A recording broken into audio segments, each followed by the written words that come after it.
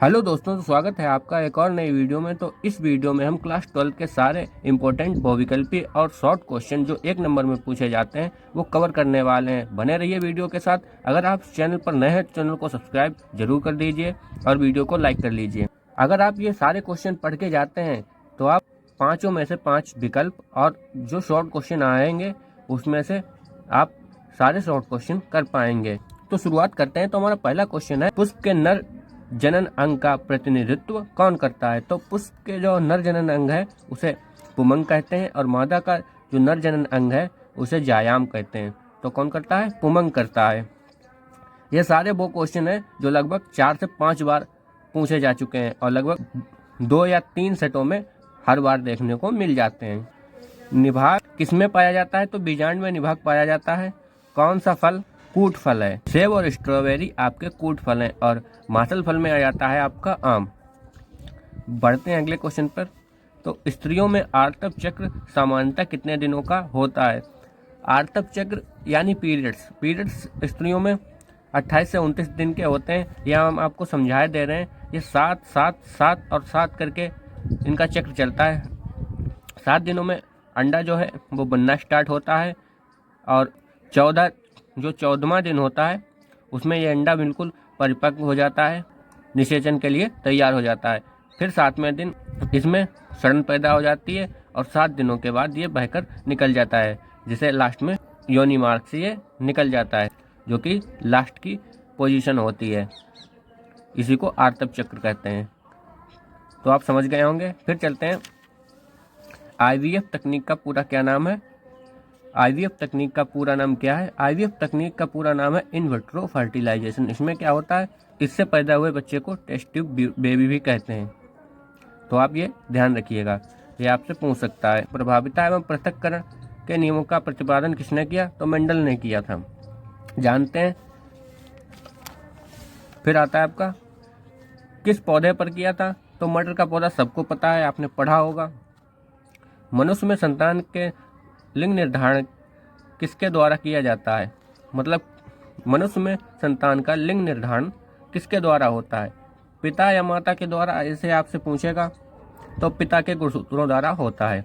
अगर यहाँ पे खाली पिता लिखा है, अगर आप खाली पिता लिखा है तो खाली पिता पे लगा दीजिए। अगर पिता के गुणसूत्र लिखा है तो गुणसूत्र पर लगाइए। नेक्स्ट क्वेश्चन है हमारा, टर्नर सिंड्रोम किस प्रकार का उदाहरण है? तो गुणसूत्रीय विकार कहे जाते हैं ये। आरएनए और डीएनए में यही अंतर भी आता है कि थायमीन के स्थान पर यूरेसिल होता है। इसमें क्या होता है? डीएनए में होता है एडेनिन, ग्वानिन, थायमीन, साइटोसिन और आरएनए में होता है एडेनिन, ग्वानिन, यूरेसिल और साइटोसिन। आई होप कि आप लोग समझ गए होंगे। विषाणु में आनुवांशिक पदार्थ क्या होते हैं? तो विषाणु डीएनए का भी बना हो सकता है, आरएनए का भी बना हो सकता है। डेंगू बुखार का वाहक कौन होता है? तो आपको पता होगा, डेंगू बुखार जो कि मादा एडीज मच्छर के द्वारा फैलता है। फिर आता है आपका टाइफाइड रोग का रोगजनक है सल्मोनेला टाइफी। ये आप इम्पोर्टेंट है, ये जरूर पूछा जाता है। लगभग 3 से 4 सेटों में देखने को मिल जाता है। टीबी के टीके का नाम क्या है? बीसीजी इसके टीके का नाम है। गोबर गैस का मुख्य घटक है, मतलब गोबर से कौन सी गैस निकलती है? मेथेन गैस निकलती है, याद रखिएगा। कौन सा एंजाइम डीएनए को विशेष स्थान पर काटता है? प्रतिबंध एंडोन्यूक्लियस काटता है और इसे ही आणविक कैंची भी कहते हैं। चाहे ऐसे आए या आपसे ये कहे कि आणविक किसे कहते हैं? तो प्रतिबंध एंडोन्यूक्लियस को कहते हैं। अब कौन सा एंजाइम डीएनए को जोड़ता है? डीएनए को जोड़ने का काम लाइकेज एंजाइम करता है। बीटी कपास किस प्रकार का पादप है? परजीवी। इसके जीन को बदल दिया जाता है और उसमें प्रोटीन इंजेक्ट कर दी जाती है ताकि जो कीटाणु हैं वो इस पर ना लगें। तो ये होता है परजीवी, क्योंकि इसके जीन में छेड़छाड़ की गई या इसके जीन के अपग्रेड किया गया है, जो भी आप समझ सकते। पारिस्थितिकी के जनक रामदेव मिश्रा को माना जाता है और ये क्वेश्चन आपके यूपी बोर्ड का 2023 में आया हुआ क्वेश्चन है। ये सारे क्वेश्चन लगभग 2023 में आए ही हुए हैं, तो आप सारे ही क्वेश्चन बहुत ध्यान से पढ़ें और याद करें। खाद्य श्रृंखला की आधारभूत है। खाद्य श्रृंखला की आधारभूत कौन है? तो पेड़ पौधे हैं। सबसे पहले मतलब अगर कोई शाकाहारी जीव है तो पेड़ पौधों को खाएगा, फिर उसे मांसाहारी खाएगा, ऐसे ऐसे बढ़ते रहेगी खाद्य श्रृंखला। अगर आपसे ये पूछे सबसे पहला उत्पादक कौन है? तो पेड़ पौधे ही। भारत का पहला नेशनल पार्क जिम कॉर्बेट है और ये क्वेश्चन बहुत इंपॉर्टेंट है। मनुष्य में कितने गुणसूत्र पाए जाते हैं? तो 46 गुणसूत्र पाए जाते हैं। अगर आपसे ये लिख के पूछे कि कितने जोड़ी गुणसूत्र पाए जाते हैं तो 23 जोड़ी गुणसूत्र पाए जाते हैं। यहाँ 26 जोड़ी लिखा है, ये थोड़ा गलत। 23 जोड़ी गुणसूत्र पाए जाते हैं।